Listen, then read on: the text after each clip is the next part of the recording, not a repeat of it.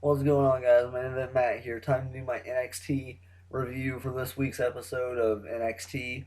And overall, it was fairly good. But a lot of these matches were fairly short, so this is probably going to be a pretty short review. But I'm jumping into it. We kicked off the show, of course, last week. We knew American Alpha, Jason Jordan, and Chad Gable issued a challenge to the former tag champs, Blake and Murphy. And of course, Blake and Murphy accepted. So to kick off the show, we had the American Alpha taking on Blake and Murphy in a tag match, and I don't even know how the hell I'm supposed to call these moves because they're so ridiculously fast. They're awesome. They're so ridiculously fast that I don't even know what to fucking call them. Jason Jordan, he was doing fairly good at the starting. Threw his foot up to Murphy. Murphy caught it. Murphy tried to leg sweep him, and he would just jump with the other foot that he was standing on over his leg, just like crazy agility from Jason Jordan. Then Jason Jordan makes the tag to Chad Gable. Chad Gable just comes in here, does all this ridiculously freaking. I don't, like I said, I don't even know what to call it. He's like doing flips, wrestling drags, freaking jumps over their body, hooks their arm into an arm drag, doing various wrestling takedowns. It's ridiculous. I don't even know what to freaking call it right now. Okay, clear back at the starting when I saw Chad Gable at the starting and Jason Jordan together. I was like, okay, this tag team I already know is going to be good. I didn't think they were going to be this good. This tag team right here, American Alpha, is the tag team that will take the belts from the New Day eventually once they make their main roster debut. They don't even need the NXT titles. Just throw them up on the main roster already. They're the team to take the belts from the New Day. Honestly, they're the only team I can see taking the belts from the New Day anytime soon besides some NXT tag team because the tag teams on the main roster kind of suck right now. Besides the Dudleys, of course. But Dudleys are just putting people over. But, then after Chad Gable just completely dominates Blake and Murphy, there was at one point to where he took them both out with like leg sweeps and shit, and he was just spinning headlocks, and I don't even know what to fucking say right now. It was ridiculous. Takedowns. He was just doing freaking everything, and then I believe it was Gable in the ring that got Um, not Jason Jordan, Blake. No, it was Murphy. It was Murphy. Murphy jumped over him, and when he landed on his feet, he buckled his knee. He pretended like he buckled his knee and was grabbing his knee in the corner for quite some time. I didn't know why he was selling it that freaking long. But then he motions over, and Blake gets up on the apron. Gable catches it, goes over, attacks Blake, but when he does, Murphy from behind chops down the knee of Gable, and funny enough, he starts attacking his knee. And then they hang him up on the top rope. They're just tearing down his knee, strikes to the knee, etc. And then Gable finally gets the advantage, like flips him over the ropes with one leg after like a good majority of time of getting beat down. He flips him over the ropes with one leg. They make the tag into Blake. Blake jumps over the ropes, grabs Gable's foot right before he can stretch out and make the tag. Then he's holding him up in the air. He has him by his foot. Then Gable finally breaks free, makes the tag to Jordan. Jordan comes in, huge clothesline to both of them back to back. Then drop kicks to both of them. Then overhead belly to bellies to both of them. Then a body slam. Then he takes the other one and belly to belly slams him on top of his tag team partner. And then, of course, does a running shoulder block into the corner, tags in Gable for their finishing move. I don't believe they have a name for it.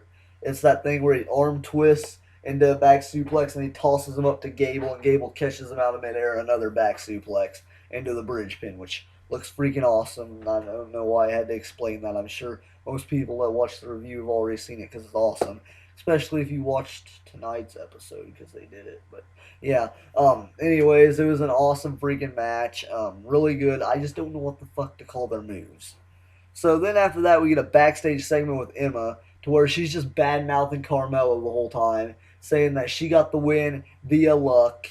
And I mean, I guess Emma's not doing very good. How's she doing? Not very good because she's pissy tonight because she was just talking about how she won via luck and all this, and bad mouthing Alexa and Bailey and pretty much everyone. And then at the end, I believe they just walk out, right? No one shows up. Yeah, they just they're just done with their interview. Emma just talks about how she's going to beat Carmella next week, and they're setting up for their match.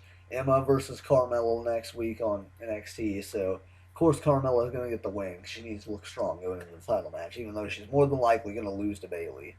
But still. Then after that, we get a pointless match between Nia Jax and Liv Morgan. Nia Jax is like Baron Corbin of the Divas division. I'm just going to say this right now. She literally hit 2 moves, and they were so damn awful, too. It was pathetic.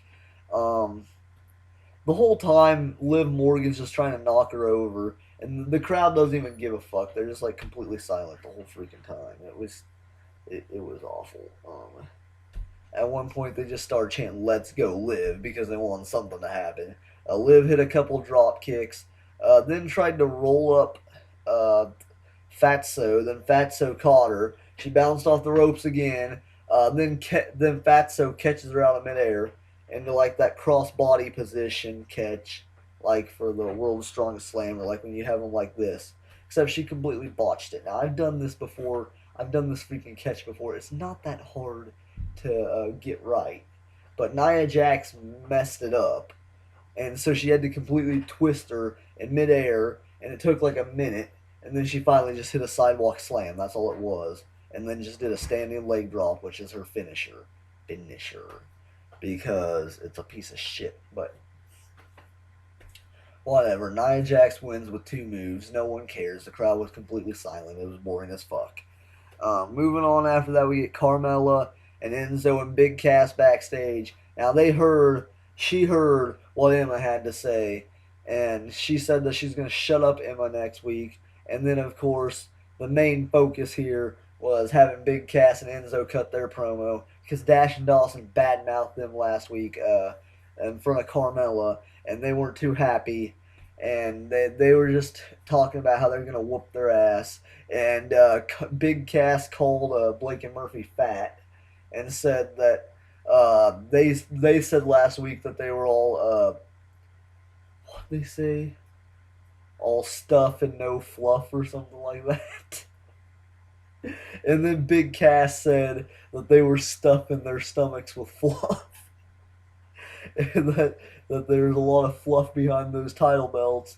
And then Enzo talked about how the only credibility they have to put their names is the tag titles, and that he was gonna there was some guy in Queens pumping his gas, and he was about to go out there and beat his because he thought that they looked like him, and he was just talking about how they need to drink their cup of average Joe and punch themselves in the face before Enzo can hit them in the face. That's basically what I said. He said, punch yourselves in the face before we get to you.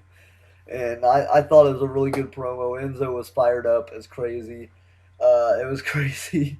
And then Carmella, after Enzo walks off, she just said to Big Cass, she's like, damn, he's fired up. Thought that was hilarious.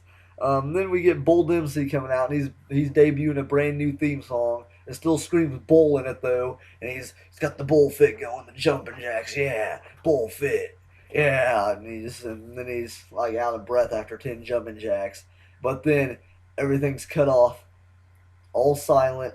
I didn't think he got a big enough pop, but Alex Riley freaking returned. I love Alex Riley's theme. Right when that hit, I flipped out. A-Rise freaking back, which is awesome, and he looks fucking huge compared to he used to before he left. I don't know what the fuck he did, but he's like ripped now, and he's like bigger, taller, and everything, and he just looked freaking huge. Maybe it's because before he was going up against Kevin Owens, and Kevin Owens is gigantic already, so maybe that's why he looks smaller back then. But anyways, A-Rai pretty much whooped Bull Dempsey's ass the whole freaking time. He hit a couple moves at the end. This was pretty much a squash match, to be honest. I was kind of surprised Bull Dempsey got squashed that bad. But A-Rai hit a big spine buster, and he's kind of went back to his old school thing. Like, he's heel now. He wasn't really heel before, besides clear back at the starting with The Miz. But he's heel now. He's still got the long hair, though. And he's back to the green, like green lighting, green entrance, everything. Like, his color scheme's green and black again. And he ended up winning the match with like a running high knee type maneuver. Like, it looks like he's going into the position for a calf kick, but then he hits you with a knee. And however the hell he did it, it sounded vicious as hell. Like, that was a loud pop when he hit that. So I really like the ending of it. But looks like Alex Riley's back, and hopefully he's going to be going for the NXT title. Maybe A-Rai versus Sami Zayn, maybe eventually, I don't know, or A-Rai versus Finn Balor. Just something to that level. I hope Alex Riley's back in the title picture because I really like A-Rai. But then we get A-Rai backstage, and this is pretty much, we've pretty well confirmed he's heel now. After he won the match, the ref tried to raise his hand. He ripped his hand away from the ref. And then backstage, he was talking about how no one noticed his debut, but he is going to make sure that they notice him now. He was talking about how he knew what Apollo Crews was eating for lunch 3 days ago or something like that. And it was kind of funny, but overall it's supposed to be serious, and like Alex Riley is pretty much heel now, I would say. But then after that we get the Drifter, Eliza Sampson, and I call him Rick Grimes because he looks like Rick Grimes. And he's taking on John Skyler in a complete squash match. I believe much like the Divas match tonight, this lasted about 2 seconds. And I don't like Eliza Sampson. I think he's boring as hell, to be honest. I like his finisher. He's definitely improved it over the weeks. Before it was like some boring ass looking elbow drop. Now it's like some wicked neck breaker last week, and now it's a pull-in neck breaker, kind of like the bullhammer used to be. So he like pulls you into the neck breaker now, which looks a lot better. But overall, I don't think he really has any moves so far. He doesn't have a move set developed at all. He does a high knee, and then he does his neck breaker. And of course, he did the elbow drop that 1 week, but I think he used that for a finisher, so he probably won't be using that anymore. So all he has right now is the high knee and that pull-in neck breaker. So he definitely needs to adapt a freaking move set, because right now he's just boring. Like, he does 2 moves and it's over, like Baron Corbin's matches all the time. But then we get a backstage segment. Best part of the night. We've got the Hype Bros backstage, and they're talking about, Zack Ryder's talking about how Mojo Rawley needs to calm down. He needs to shut up because he never quits talking, etc. And it's just hilarious. And then Mojo's like, yeah, man, I'm always hyped. And then he talks about how he always goes down to the club and gets all the chicks, and then he brings them home for Zack because Zack does nothing. He's just quiet and sits on his couch and does nothing, and etc. And then Zack's like, why do you always have to wear those stupid Zuba pants? And he's got the funny ass looking pants on, which I think I have to get a pair now since Mojo wears them. Everyone likes Mojo Rawley, and now since he wears them, I think I have to get a pair, yeah. But and then Zack told him to quit sending him those pairs of pants because he doesn't wear them. And then Mojo is like, oh, come on, man, quit lying, you wear them. And then after that, he's like, I know, you wear them when you sleep. Zack Ryder's like, what? How would you know what I wear when I sleep? And then he's like, come on, man, I watch you when you sleep. And then Zack's like, what? You watch me when you sleep? And he says, yes, we're tag team partners, man. I gotta have your back 24/7, bro. Just like next week when we take on the Vaudevillains. And then he just walks off, and Zack says, quit watching me while I sleep. Best segment of the freaking night. It was hilarious. Hype Bros are always hilarious on the show. But next week we get the Hype Bros versus Vaudevillains. Now all I'm gonna ask is that Mojo comes down to the ring and he wrestles in the Zuba pants. That will be the best thing ever. He has to wrestle in those from now on. That would be the best thing ever. Then finally we get our main event, which is Samoa Joe taking on Sami Zayn, taking on Baron Corbin for #1 contendership for the NXT Championship. And honestly, this match was kind of boring to me, to be honest.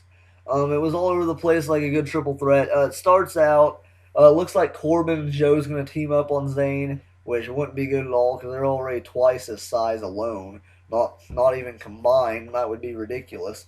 But then Baron Corbin takes a cheap shot at Samoa Joe, and then it all breaks down. The majority of this first like 10 minutes is just strikes, which was completely boring. It was like I was watching a Japanese match. It was nothing but strikes, and I was getting kind of bored with it. And then they get back in the ring after Sami Zayn hit a big dive to the outside onto both of them. And then Zayn, I believe, and Baron Corbin are both in the ring. And Baron Corbin ends up hitting the deep six, which is that spinning side slam type maneuver that he does, which is awesome. I love that move that he does. Baron Corbin's improved a lot. Not improved enough to get a title shot, but improved a lot. So Baron Corbin hits the deep six, gets it close to.